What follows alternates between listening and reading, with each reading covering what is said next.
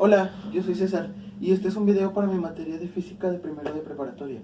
El profe nos indicó que lo teníamos que hacer con nuestros papás, así que Yo soy el papá de Lalo. él es mi papá, se llama Pepe.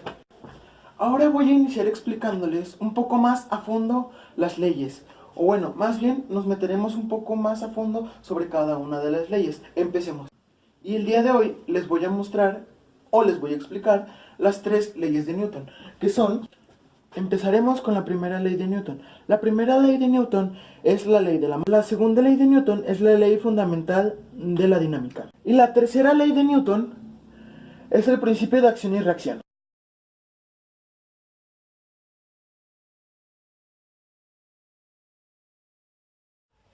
Empecemos con la primera ley de Newton. La primera ley de Newton establece que un objeto permanece en reposo con un movimiento uniforme rectilíneo, al menos que sobre él actúe una fuerza externa. Puede verse como un enunciado de la ley de inercia, en que los objetos permanecen en su estado de movimiento cuando no actúan fuerzas externas sobre él mismo. Puede cambiar su movimiento. Cualquier cambio del movimiento implica una aceleración y entonces se aplica la segunda ley de Newton. De hecho, la primera ley de Newton es un caso especial de la segunda ley, en donde la fuerza neta externa es cero. La primera ley de Newton contiene implicaciones sobre la simetría fundamental del universo.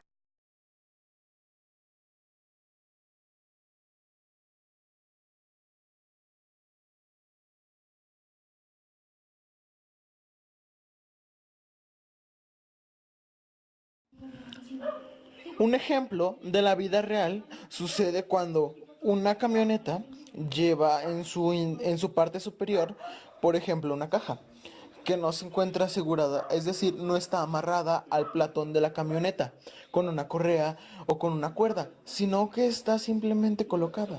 Entonces, digamos que la camioneta está en reposo y de pronto arranca.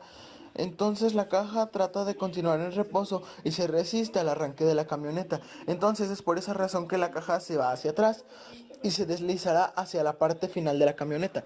La situación contraria, es decir, digamos que la camioneta ya se mueve como en movimiento uniforme, la caja se encuentra estable, entonces de pronto ella necesita detenerse y lo hace de manera brusca. Entonces la caja, que debería moviéndose con la camioneta, va a tratar de iniciarse adelante, en el caso del frenazo. Entonces, tratando de continuar el movimiento, es decir, tratando de resistirse a ese cambio de estado, de pasar a lo que es el reposo, entonces tenemos aquí un ejemplo real de lo que es la primera ley de Newton.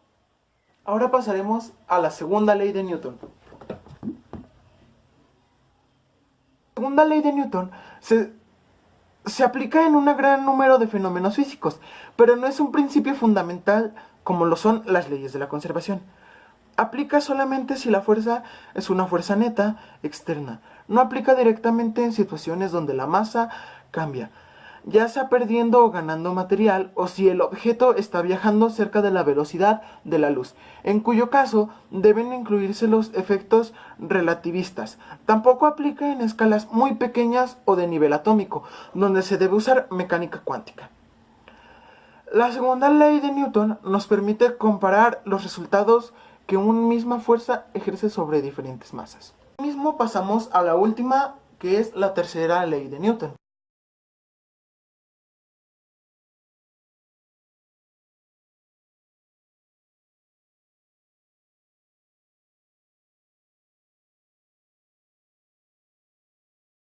Vamos a considerar dos cuerpos, dos bloques de la misma masa, y en ellos vamos a aplicar dos fuerzas netas de diferente magnitud. Aquí vamos a aplicar una fuerza neta pequeña y acá una fuerza neta grande.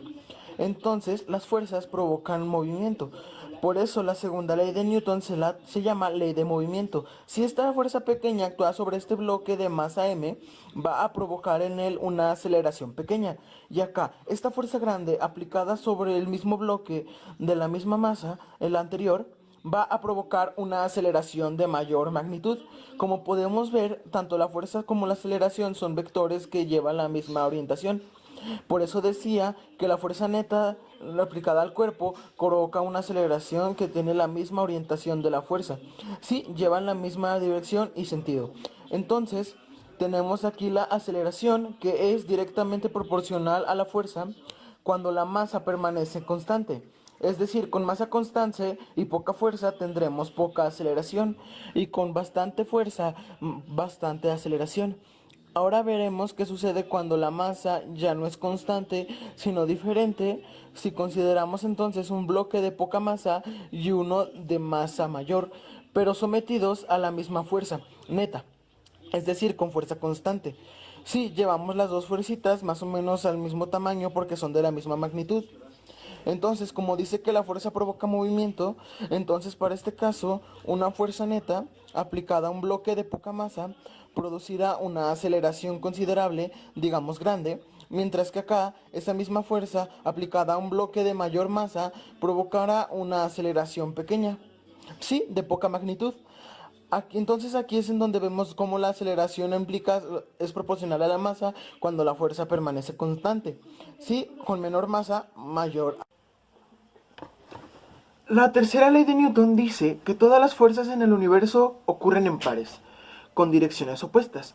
No hay fuerzas aisladas, pero cada fuerza externa que actúa sobre un objeto hay otra fuerza de igual magnitud, pero en dirección opuesta, que actúa sobre objetos que ejercen esa fuerza externa. En el caso de las fuerzas internas, una fuerza ejercida sobre una parte del sistema será contrarrestada por la fuerza de reacción de otra parte del sistema.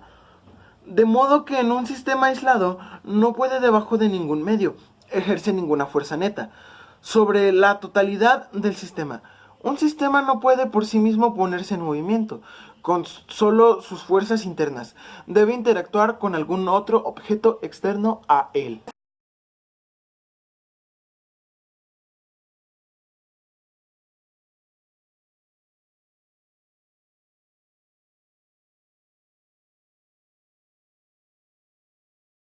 Entonces digamos que tenemos un cuerpo 1 que está haciendo en este caso contacto con un cuerpo 2.